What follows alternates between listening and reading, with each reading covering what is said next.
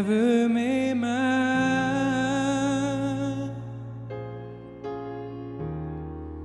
même si je n'ai plus de force,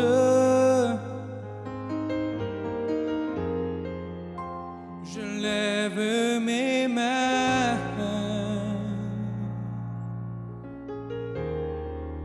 malgré tous mes problèmes.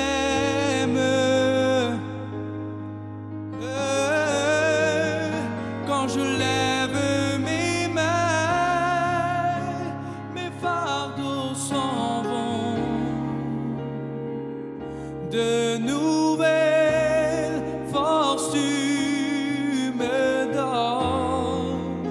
Quand je lève mes mains, je commence à sentir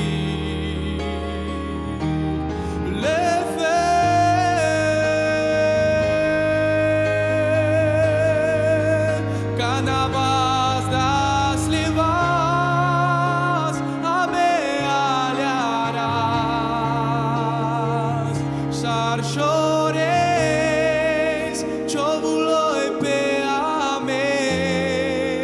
Canavas das levas amealharás, chia.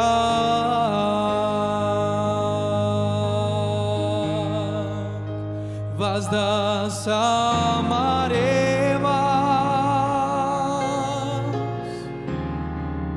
dediques pa me de devla. Vas das amarevas,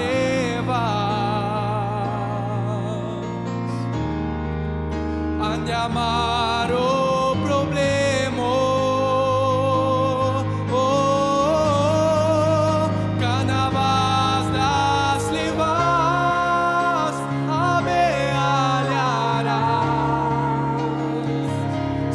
Chores, chovuloi peame. Canavas das levas amealharás.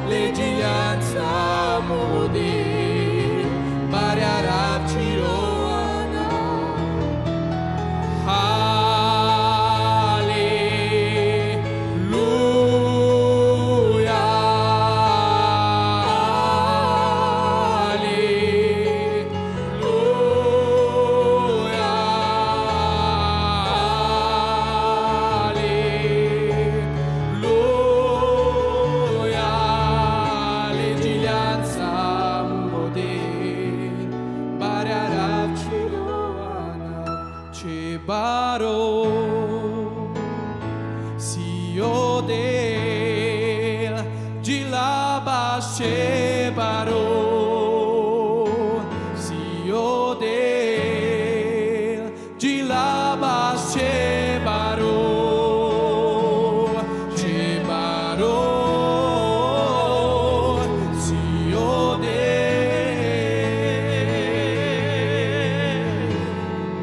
Alléluia, Shebaro, Siodel, Gilaba Shebaro, Siodel, Gilaba Shebaro, Shebaro, Siodel. Devla tu San Mourizor,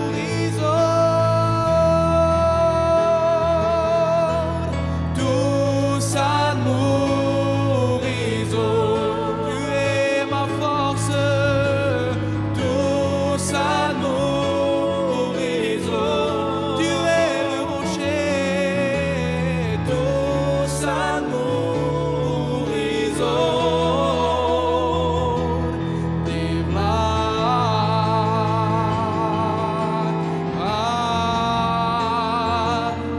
Amém, variarás, Tiro Sfinto Anam, Muodel, que coninai Satur, Raya, Devla.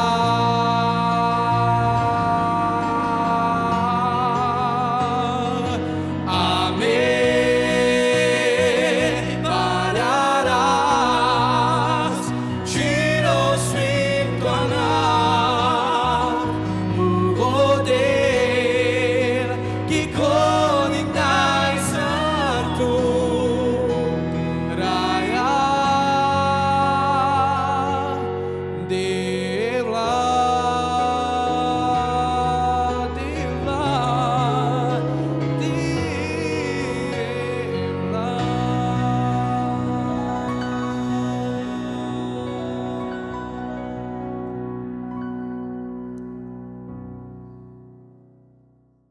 Bonjour, je suis heureux d'être avec vous aujourd'hui et de vous accompagner à travers la parole de Dieu pour être exhorté, édifié, fortifié dans le Seigneur. Je m'appelle Michael, je suis serviteur de Dieu et je fais partie de la communauté Rome Tsigane. Et puis, c'est vrai que notre communauté, notre ethnie a été évangélisée aussi, a été touchée par la parole de Dieu, transformée par Jésus. Il y a peut-être quelques décennies en arrière, des gens nous ont mis des étiquettes comme un exemple, voleur de poules ou je ne sais pas quoi. Mais je remercie le Seigneur. Le Seigneur a changé cette étiquette et aujourd'hui nous sommes des gagneurs d'âmes. Alléluia. Nous allons partout dans le monde pour évangéliser, pour apporter la parole du Seigneur Jésus et pour donner un message d'espoir. Ce message est que Jésus nous aime. Alléluia. Et il peut nous sauver, nous libérer, nous transformer. Je voudrais lire un passage de la parole de Dieu avec vous qui se trouve dans Colossiens chapitre 1, versets 17 et 18. Et il est écrit qu'il est avant toute chose, et toute chose subsiste en lui. Il est la tête du corps de l'Église, il est le commencement, le premier-né d'entre les morts, afin d'être en tout le premier. Il est tellement important et nécessaire que Christ prenne, que Christ tienne la première place dans nos vies, dans nos foyers, dans nos maisons. Qu'il soit au centre d'une vie. Surtout dans ces temps difficiles, dans ces temps d'oppression, il est important de savoir quelle place a Jésus dans notre vie. Quand je lis la parole de Dieu, les évangiles, le récit de la vie de Jésus, j'aime voir au-delà d'une simple lecture. C'est-à-dire que j'aime tellement, la vie de Jésus me passionne tellement que j'aime voir où Jésus aimait aller? Quel était le centre d'intérêt de Jésus? Ou pourquoi Jésus est-il arrivé à tel endroit? Ou avec qui Jésus aimait rester? Et quand je regarde la parole de Dieu, j'aime déceler cela. Et le Saint-Esprit nous aide, nous révèle en fait cette parole-là. Et puis, il y a quelque chose qui m'a interpellé, qui m'a intéressé. Et c'est ce message que j'aimerais en fait te partager. C'est de savoir où est-ce que Jésus aime rester, résider, demeurer. Quel est le lieu, la place où Jésus aime vivre, aime rester. Et quand je vois donc la parole de Dieu, les évangiles, je vois le cœur de Jésus attiré vers des endroits spéciaux, spécifiques. Un des premiers endroits où la Bible nous démontre que Jésus était attiré, aimait aller, et tout simplement l'Église. En ce temps-là, les synagogues, oui, je vois Jésus là-bas, en train de prêcher, en train d'enseigner, alléluia, en train de proclamer la parole du royaume. Et ce qui est extraordinaire, c'est que à chaque fois qu'il enseignait, qu'il prêchait, quelque chose se manifestait dans les synagogues. Les malades qui étaient là, les hommes qui étaient peut-être liés, qui étaient malades, qui étaient oppressés, eh bien tout simplement étaient libérés à cause de la parole de Dieu, à cause de la parole de Jésus. Et puis, nous le voyons dans Luc, chapitre 4, verset 15, dans Marc 1er, verset 21, et dans Matthieu 9, verset 35. Nous voyons Jésus prêcher dans les synagogues. Oui, il est là. Et ce qu'il enseigne, ce qu'il prêche, se manifeste par des signes, des prodiges, des miracles. Alléluia. Dans l'église, au sein de la synagogue. Et aujourd'hui, je voudrais en fait parler aux églises. Je voudrais parler à tous mes frères, à tous mes sœurs. Je voudrais parler aussi aux pasteurs, aux dirigeants, aux groupes. Je voudrais simplement qu'on se recentre sur la personne de Jésus. Que Jésus véritablement prenne la place au milieu de nos églises. Pourquoi, peut-être me demandes-tu, pourquoi je dis cela? Je vais te le dire pourquoi. Parce que peut-être dans les églises modernes, nous avons mis de côté notre véritable objectif au profit peut-être d'une organisation, des noms d'associations, des titres d'hommes, des programmes en tout genre, ou peut-être pour élever le nom d'un tel ou de l'autre, en oubliant peut-être de mettre au milieu, au centre de notre intérêt, Jésus-Christ. Oh, attention, je ne suis pas contre les organisations. Moi-même, je fais partie d'une organisation avec mes frères, alléluia. Je ne suis pas contre les programmes, c'est de très bonnes choses. Mais au sein de l'Église, quand les programmes prennent plus place, quand les noms d'hommes ou d'organisations prennent plus la place de Jésus, cela peut devenir un problème. La Bible dit dans Jean 10, verset 27, « Mes brebis entendent ma voix, je les connais et elles me suivent. » Aujourd'hui, dans ces temps assez difficiles, nous avons besoin de Jésus. J'ai besoin de Jésus. Tu as besoin de Jésus. Et puis, il faut que le roi des rois prenne sa place au milieu de nos églises, afin que sa parole soit annoncée. Alléluia. Afin que des hommes soient sauvés, guéris, transformés par la parole de Jésus-Christ. Donc, nous voyons Jésus dans l'église, il est là, il est en train de prêcher, mais ce qui me touche en fait, c'est voilà, d'après l'Écriture, nous voyons aussi Jésus aussi en dehors de l'église. Laisse-moi t'expliquer comment. Nous le retrouvons dans les villes, dans les villages. Nous le retrouvons sur les places publiques. Oui, Jésus est là. Et il est là aussi. Il prêche. Il annonce l'évangile. Il annonce le royaume de Dieu. Il proclame, alléluia, qu'il peut sauver, il peut transformer, il peut guérir. Et des gens de tout lieu viennent à sa rencontre. En ce temps-là, si tu voulais, eh ben, tu pouvais trouver peut-être Jésus dans tel lieu, dans tel village. Il était là. Peut-être que tu pouvais trouver aussi Jésus sur cette place publique, dans telle ville. il était là.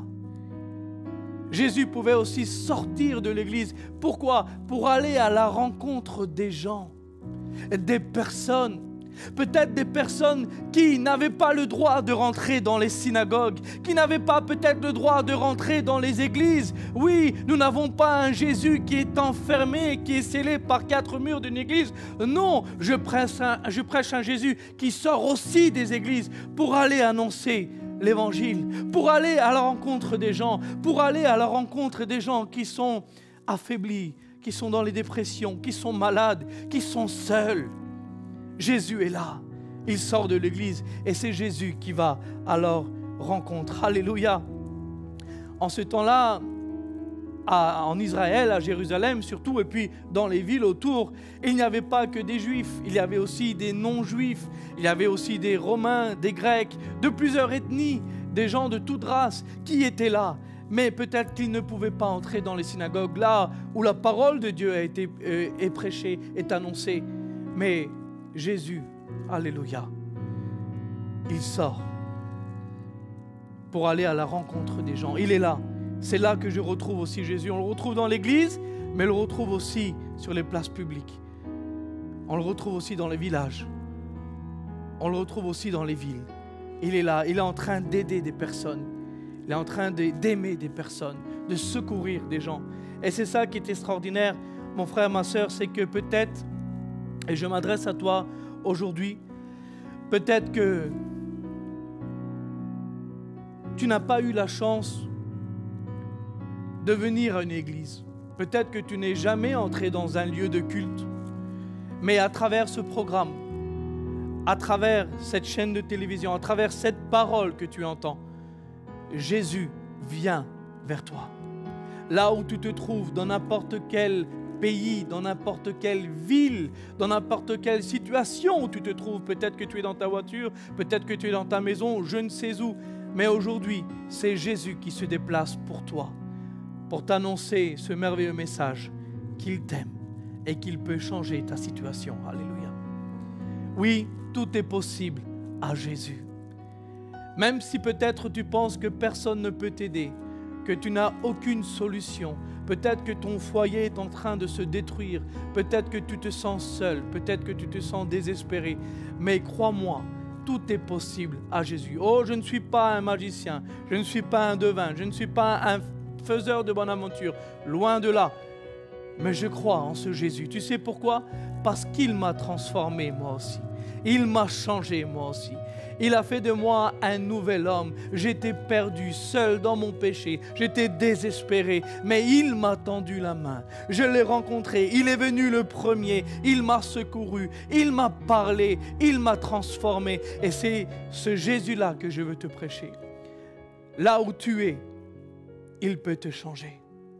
Ou peut-être que je m'adresse aussi à toi, à cette personne qui a été blessée, qui a été peut-être touchée, peut-être à toi qui a abandonné l'Église, qui a baissé les bras. Je m'adresse à toi, oui, au nom puissant de Jésus. Peut-être que tu n'as plus cherché l'Église, mais il y a une personne qui te cherche, une personne qui ne s'est pas lassée de te chercher, une personne qui t'aime, c'est Jésus, et il s'adresse à toi. Alléluia.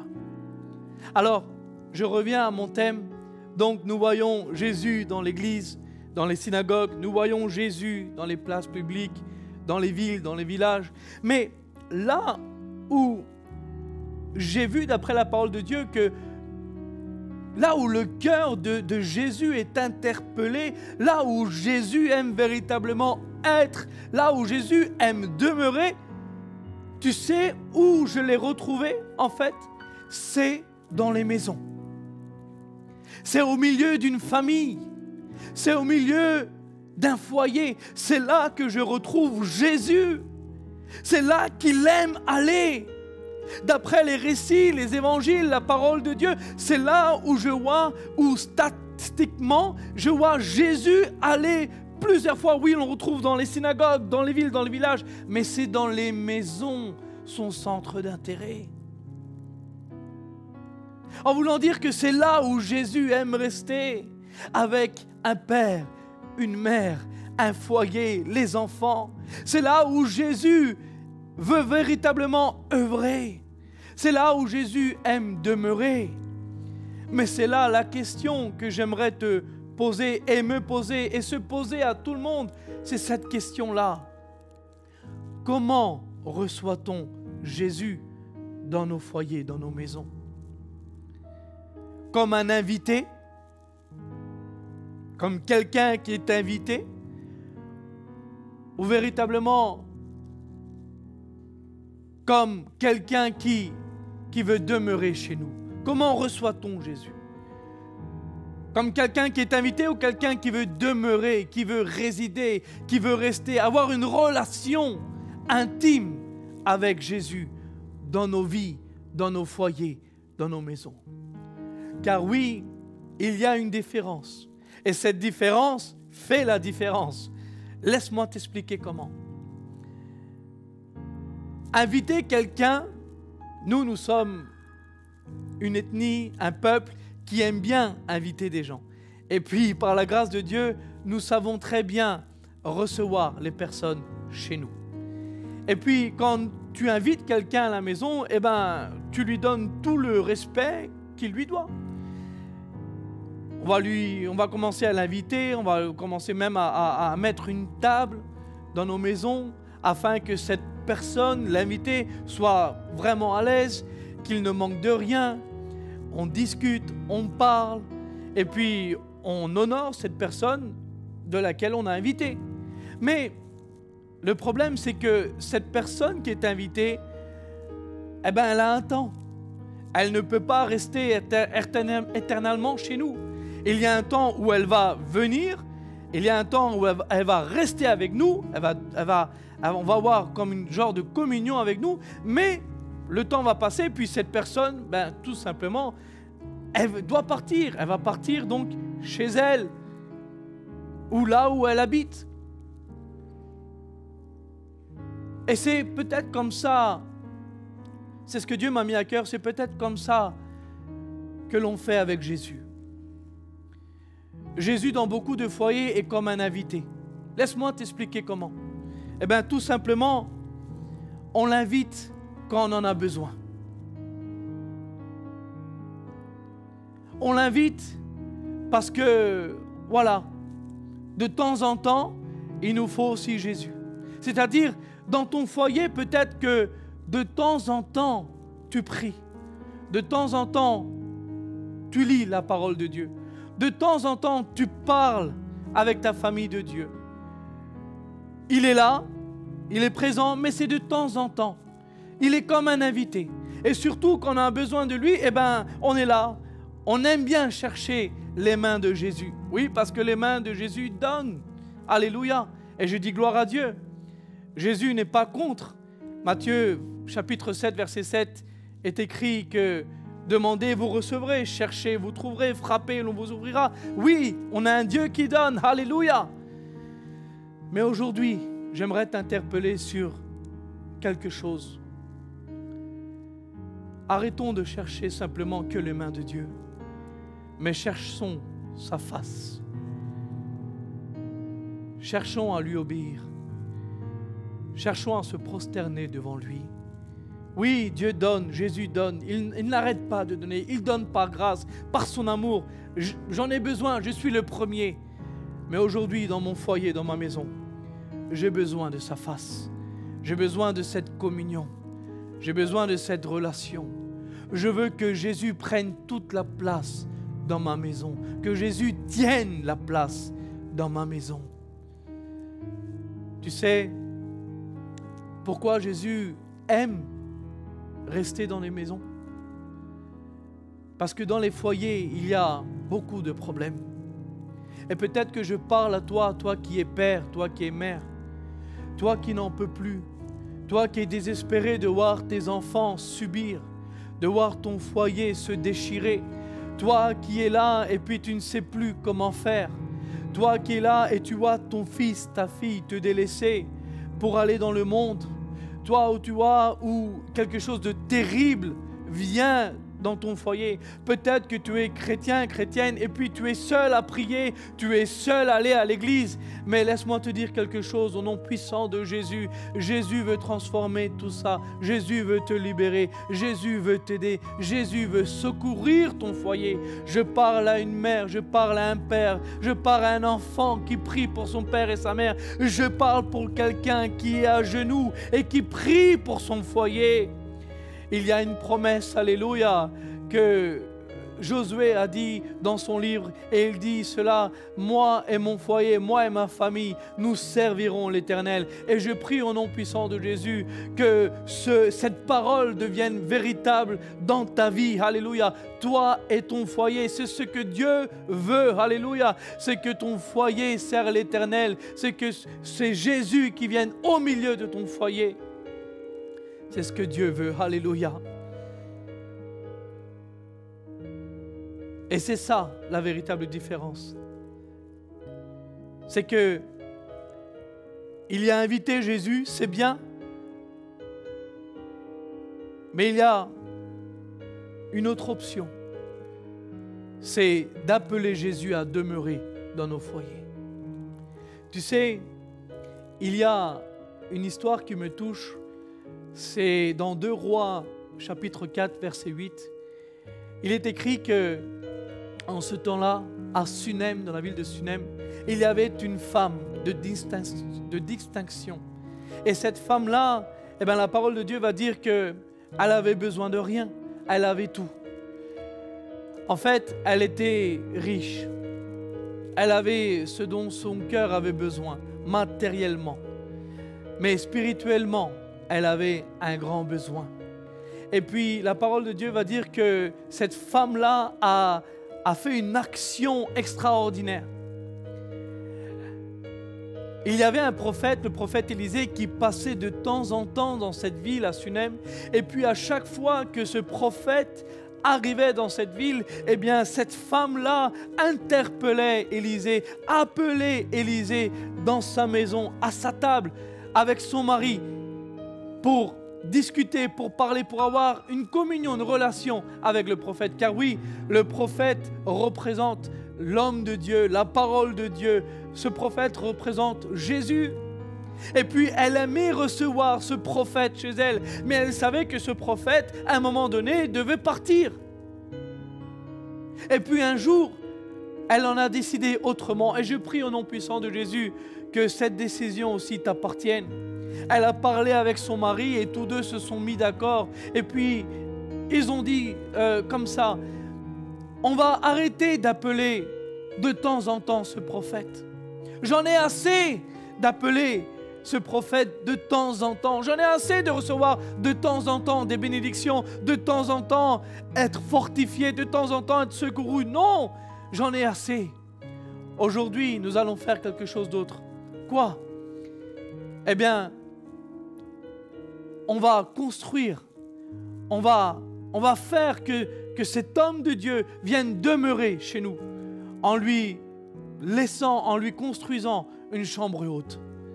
Et puis dedans, on va lui mettre un lit, on va lui mettre une table, on va lui mettre une chaise et on va lui mettre un chandelier. Et puis, cette famille, ce couple, a tout fait pour que Élisée puisse être bien reçu. À cause du respect de Dieu pour cet homme de Dieu, ce couple va se mettre en action pour recevoir afin qu'il puisse demeurer dans leur maison. Et puis, ils ont commencé à le servir. Ils ont commencé à tout faire pour ce prophète, sans rien attendre en retour. Non, ils ont voulu l'honorer. À tel point que, après quelque temps, le prophète retourna un message à ce couple, à ce foyer, à cette famille, en lui disant: voici, je vois tout ce que vous avez fait pour moi. Maintenant, j'aimerais vous demander de la part de Dieu, il y a eu un message de la part de Dieu. Que veux-tu que je te fasse? Alléluia. Et je dis alléluia, je dis gloire à Dieu. Sans rien attendre en retour, tout simplement en honorant l'homme de Dieu, en le laissant demeurer dans leur maison, en le servant, en faisant tout pour qu'il soit à l'aise sans rien attendre en retour. C'est de la part de Dieu à travers son prophète Élisée que Élisée va parler à ce couple, à cette famille, à cette femme, à cet homme, en lui disant, Dieu me dit de te dire, qu'as-tu besoin? Alléluia. Et aujourd'hui, j'aimerais te dire tout simplement, si nous commençons à honorer Dieu dans nos maisons, si nous commençons à honorer Jésus dans nos foyers, si nous commençons véritablement une vie de prière avec notre foyer, quand tu commences à louer l'Éternel, quand tu commences à adorer l'Éternel, quand tu commences à élever Dieu, en mettant Jésus au centre d'intérêt de ton foyer, de ta famille, sans peut-être rien attendre en retour, eh bien c'est Jésus qui va te poser cette question. Que veux-tu que je fasse pour toi? Alléluia. Et il y a tant de problèmes, il y a tant de choses qui se passent, mais dans un foyer, dans une famille, où on dirait peut-être que c'est impossible, c'est devenu du domaine de l'impossible de renouer le lien entre père et mère, entre fils et filles, entre couples, entre familles. Seul Jésus a ce pouvoir-là, par son amour, par sa grâce. Aujourd'hui, j'aimerais t'encourager, toi qui es père, toi qui es mère, à restaurer ta vie de prière, à restaurer ta vie spirituelle, à te mettre à genoux devant Dieu, à commencer à l'adorer, à prier, à interpeller Jésus dans ta maison, afin qu'il puisse prendre la place qu'il mérite. Laissons Jésus diriger nos familles. Je sais que à tout bout de champ, nous voulons tout contrôler. C'est tout à fait normal.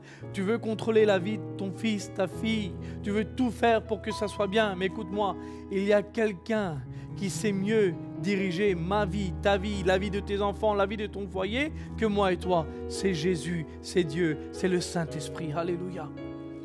Et puis, j'aimerais tout doucement terminer sur cette note-là. Tu sais, il est important que Jésus prenne la place dans nos églises, que Jésus prenne la place dans nos foyers, dans nos familles, dans nos vies. Laisse-moi t'expliquer pourquoi. Un jour, j'étais en train de prêcher dans une église et puis, après la fin de l'église, nous sommes allés avec quelques serviteurs et quelques chrétiens, quelques frères pour manger quelque chose. Et puis là, j'ai posé une question à un homme. Et puis, je lui ai posé cette question. Dis-moi, pourquoi veux-tu aller au paradis? Alors, tout simplement et spontanément, elle m'a répondu, parce qu'au paradis, tout va bien. Il n'y a plus de pleurs, il n'y a plus de larmes, il n'y a plus de mort, il n'y a que de la joie, de la paix. Et c'est vrai, c'est biblique. Il est écrit dans Apocalypse 21. Oui, c'est vrai. Mais je lui pose cette question-là. Et si Jésus n'était pas dans le royaume de Dieu, si Jésus n'était pas au paradis, est-ce que tu aimerais y aller? Il a commencé à réfléchir quelques secondes et puis il m'a dit, oui, je voudrais tout de même y aller. Je dis pourquoi? Eh bien parce que là-bas tout va bien, c'est le paradis, on est heureux, il n'y a plus de larmes, il n'y a plus de... Et je lui réponds, écoute, tu sais ce qui fait du paradis, d'être le paradis, c'est parce que Jésus est là-bas. Alléluia. Si tu retires Jésus du paradis, le paradis n'est plus le paradis. Si tu retires Jésus d'une église, si tu l'enlèves, si tu le mets de côté, cette église n'est plus une église, c'est une religion. Si tu enlèves, si tu mets de côté Jésus d'un foyer, d'une famille, cette famille, c'est une famille détruite. Cette famille, c'est une famille qui est dans la désolation, dans la peur et dans l'angoisse. Le psalmiste dit dans le psaume 121 que si l'Éternel ne bâtit pas la maison, cette maison est bâtie en vain.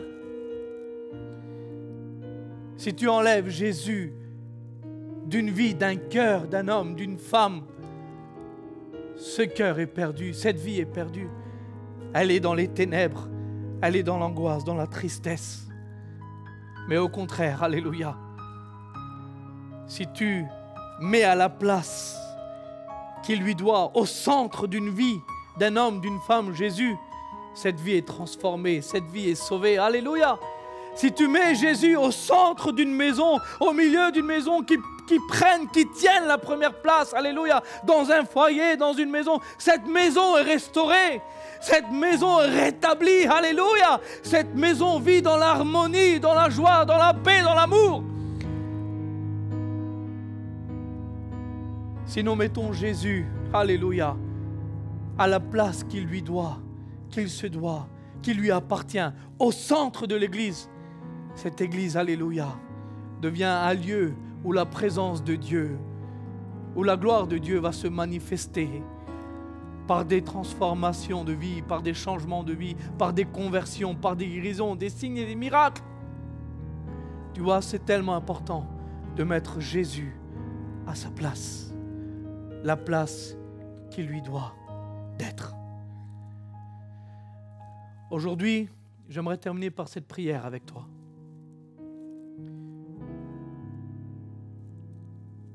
Et nous allons prier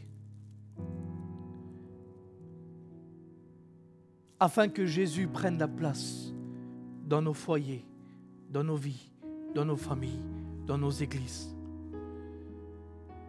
Et peut-être que tu es là, tu m'entends, et là où tu es, dans ta maison, dans ton foyer, ou peut-être, je ne sais pas, dans ta voiture, n'importe quel endroit, j'aimerais que tu puisses te concentrer, que tu puisses rentrer en toi-même, que tu puisses prier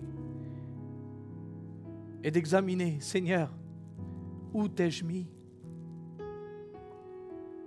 Peut-être que j'ai pris la place, ta place, ou peut-être que quelque chose d'autre est venu et a pris ta place. Seigneur, je te demande de me secourir, je te demande pardon. Aujourd'hui, je veux t'honorer dans mon foyer. Je veux que tu prennes la place dans ma vie, dans mon cœur, dans mon foyer, dans ma famille. Je veux que tu prennes, alléluia, que tu te manifestes dans ma maison. Je veux que tu te manifestes, alléluia, à travers mes enfants, à travers ma vie, à travers ma compagne. Je veux que tu te manifestes dans mon ministère. Je veux que tu te manifestes, alléluia, dans notre Église, au milieu de notre peuple. Que tu sois élevé, que tu sois exalté, afin que en ton nom, par ton autorité, par ta parole, alléluia, tu puisses dire un seul mot et que tout change. Des ténèbres, rentrer dans ta lumière, alléluia. De l'angoisse, de la tristesse, rentrer dans la joie du Père, alléluia. Que là où il y a des pleurs, là où il y a de l'angoisse, de la dépression, qu'on puisse rentrer dans la guérison, alléluia, dans la joie, dans la paix, dans l'harmonie. Seigneur, je te donne toute la place. Prends ma vie, prends mon foyer. Restaure ma vie de prière. Que mes principes ne soient plus, Seigneur, les choses matérielles, les choses du monde. Mais Seigneur, que la chose principale dans ma vie soit ta personne, soit de t'honorer, de te louer, de t'obéir, de t'aimer. Merci Seigneur Jésus. Au nom puissant de Jésus, Saint-Esprit, j'aimerais que tu puisses aider ce Père, cette mère, ce foyer, ces enfants, Seigneur, là où ils sont. Saint-Esprit, j'aimerais que tu puisses maintenant renouveler leurs pensées, restaurer les cœurs, amener l'amour du Père, alléluia, comme Romains 5, verset 5 va nous le dire, que l'amour du Père est déversé en nous par le Saint-Esprit. J'aimerais, Saint-Esprit, que tu déverses maintenant cet amour dans cette maison, dans ce foyer, au nom puissant de Jésus, que tu restaures ce qui a été déchiré au nom puissant de Jésus, que tu rétablisses, Saint-Esprit, au nom puissant de Jésus, par l'amour du Père, par l'amour de Jésus, cette vie, ce foyer, au nom puissant de Jésus. Que Dieu vous bénisse à tous Et puis, je dis Amen. Alléluia.